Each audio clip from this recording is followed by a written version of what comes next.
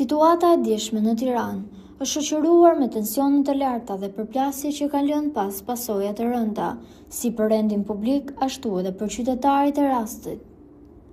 Ndërkohë që institucionet kryesore si Kryeministria dhe Parlamenti ishin blenduar me struktura metalike dhe rreth 1600 efektiv policie ishin angazuar për të ruajtur perimetrin, protesta e 20 shkurtit mori një kthes të dhunshme me përdorimin e lëndëve piroteknike.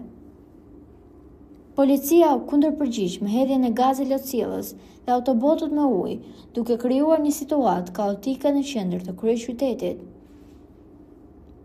Pikërisht, ky përdorim masiv i gazit lotësielës nga të dyja palët ka shkaktuar zemërim të madh pasi një sasi e konsiderueshme ka depërtuar brenda ambienteve të xhamisë ku besimtarët po falnin namazin. Agjëruesit, të cilën u gjendën të bllokuar në mes të rritetit të tyre, u ankuan se nuk mund të dilnin jashtë për shkak të dëndësisë së gazit, duke e cilësuar këtës një mungesë respekti ndaj objekteve të kultit dhe sigurisë së njerëzve të pafajshme.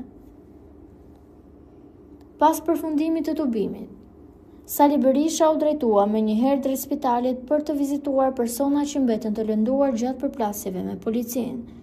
Ai cilësoi aksionin e forcave të rendit si një akt agresioni ndaj qytetarëve që kishin dalë për të protestuar në një ditë me peshë simbolike, siç është përvjetori i rrëzimit të bustit të diktatorit.